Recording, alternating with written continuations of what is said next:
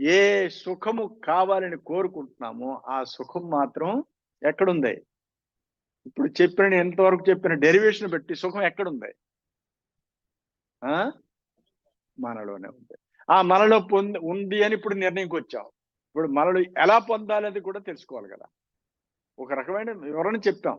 దాన్ని ఎలా పొందాలనుకుంటే ఏంటంటే, నీ ప్రాణాన్ని పట్టుకునే నువ్వు అంతర్ముఖం చెయ్యి. ఎందుకంటే ఆ ప్రాణం అనేది అది ఆనంద వస్తువు. ఆనంద వస్తువు అనే ప్రాణాన్ని వదిలిపెట్టి ఇంకా బయట ఎక్కడో ఆనందం ఉన్నదాన్ని వెతుకుతున్నాం. అది అసలు విషయం. ఈ ప్రాణాయామం చేసినప్పుడు ఏంటంటే, మీకు ఆ ప్రాణం మీదకి వెళ్తుంటే, ఆ శ్వాస వెళ్తున్న కొద్దీ ఆనందం. వెళ్తున్న కొద్దీ ఆనందం. అది ఎలా వెళ్తుంది? క్లీన్ చెయ్యి. ఇది క్లీన్ చేయాలి. క్లీన్ చేస్తుంటే ఆనందం కలుగుతుంది. మనం అనేక జబ్బులతో బాధపడుతూ వైద్యుల దగ్గరికి అక్కడికి, ఇక్కడికి వెళ్తున్నాం. చివరికి ఎక్కడికి వెళ్తున్నాం మనం? నిత్యం సన్నిహితో మృత్యుః.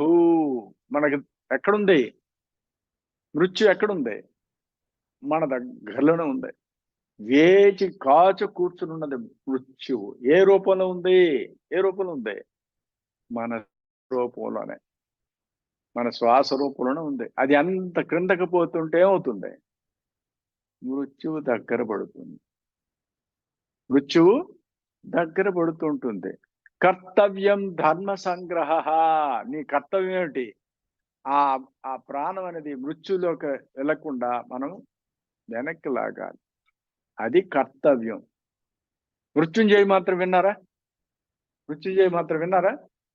చాలా మంది ఏంటంటే ఈ మంత్రం చదివితే కొన్ని కోట్లు చదివిస్తున్నారు. చదివిస్తే మృత్యుని జయిస్తారు. మృత్యుని జయించిన మృత్యు ఎలా వస్తుంది? ఎలా వస్తుంది? నీ శ్వాస కిందకు పోతుంది. నిశ్వాసము ఎక్స్‌పిరేషన్. ఈ ఎక్స్‌పిరేషన్ అనేది పైకి నుంచి కిందకి అలా పోతూ పోతే ఏమవుతుంది? తుది శ్వాస ద్వారా మనం వదిలిపెడుతున్నాం. అవునా? తుది శ్వాస ద్వారా విడిచిపెడితే ఏమవుద్ది? దానికి ఇంగ్లీష్‌లో ఏంటంటారు? ఎక్స్‌పైర్డ్ అని అంటారు. ఎక్స్‌పైర్డ్ అని అంటాం చూసారా? ఆ ఎక్స్‌పైర్డ్ పదం అనేది ఏంటంటే చాలా మందికి మన వైద్య శాస్త్రంలో గాని ఎవరికి కూడా ఆ ఎక్స్‌పైర్డ్ అంటే పదం అర్థం కాలేదు. ఏంటంటే ఏదో గుండె ఊపిరితిత్తులు ఆగిపోయినాయి కాబట్టి ఎక్స్‌పైర్డ్ అని అంటున్నాం. ఏమి? ఒక మీరు మెడిసిన్ కొన్నారనుకోండి. దాని మీద ఏంటి రాస్తారు? ఒక మెడిసిన్ మీద ప్రతి దాంట్లో మ్యాన్యుఫ్యాక్చర్ డేట్, ఎక్స్‌పైరీ డేట్ అంటారా లేదా? అంటే ఆ ఎక్స్‌పైరీ డేట్ అంటే అర్థం ఏంటి? అది మ్యాన్యుఫ్యాక్చర్ అయిన దగ్గర నుంచి it goes on losing energy. ఆ టాబ్లెట్ గాని, ఆ మెడిసిన్ గాని అది ఎనర్జీ కోల్పోతుంది. కోల్పోయేసరికి చివరికి ఏమవుతుంది? ఆ ఎనర్జీ పూర్తిగా కోల్పోతే దాని పేరు ఎక్స్‌పైరీ డేట్. Expiry date. అవునా? అలాగే మనకి ఎక్స్‌పైరీ డేట్ వచ్చేస్తుంది. ఏంటి? మనం ఇప్పుడు ఏం చేయాలి? గురువాక్య సుషుమ్నాయాం. అంటే గురువు దగ్గర ఉపదేశం ద్వారా నీ లోపల ప్రాణాన్ని మదనం చేసుకొని విపరీతో భవే జపః మీదకి తీసుకువెళ్ళాయన. ఇది సనాతన బ్రహ్మ విద్య. ఇది అన్ని మతాల్లోన అందరిలో కూడా ఉన్నది ఇదే. జీసస్ క్రైస్ట్, మహమ్మద్ నబీ, మరి హిందూ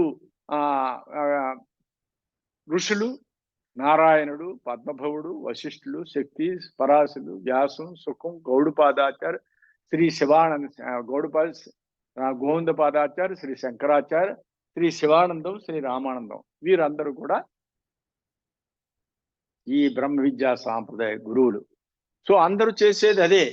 కానీ మనలోనేంటంటే అనేక రకాలుగా వేరువేరుగా అనుకుని మీరు అలా చెప్తున్నారు, మీరు ఇలా చెప్తున్నారు, మేము ఒక మార్గంలోకి వెళ్తాం. అందరికీ ఒకటే శ్వాస ఉంది. ఏ మతస్థుడికైనా శ్వాస ఒకటిలాగా ఉందా?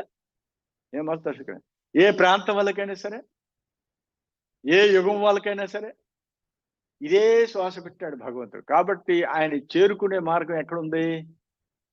ఎక్కడుంది? శ్వాస ద్వారా. అంటే మాయ మన శ్వాసలోనే ఉంది. భగవంతుడు చేరేది కూడా మన శ్వాసలోనే ఉంది. మనం వదిలిపెట్టామా మాయ, మృత్యువు, జన్మలు, రోగాలు, అశాంతి, జన్మలెత్తడం ఇవన్నీ వదిలిపెట్టామట. అదే మనం క్లీన్ చేసుకుని పైకి తీసుకువెళ్ళాలనుకోండి ఏమవుతుంది? మనకి ఈ రోగాలు, ఈ మృత్యువు ఇవన్నీ దాటి మనం ఎక్కడికి వెళ్తాం? ఎక్కడ చేరుతాం? నతస్య ప్రాణ ఉక్రామంతి అత్రైవ సమవలయంతే అని శాస్త్రం చెప్తుంది. మనం అందరం ఏంటంటే ఆ మృత్యువుని జయించడం అంటే అసలు ఋషులందరూ మృత్యువుని జయించారా అని మీరు చెప్తున్నారు కదా, ఎవరు జయించారు, మరి అందరు శరీరంతో ఇప్పుడు లేరు కదా లేరు కదా అని అనుకోవచ్చు. కాదు, ఇక్కడ ఏంటంటే నీటిలోంచి ఒక బుడగ వచ్చింది. నీటిలోంచి ఒక బుడగ వచ్చింది. ఆ బుడగ ఎంతకాలం ఉంటుంది? ఎప్పుడైనా పేలిపోక తప్పదు. కానీ ఆ బుడగ ఎక్కడిది? ఆ నీటిలోందే.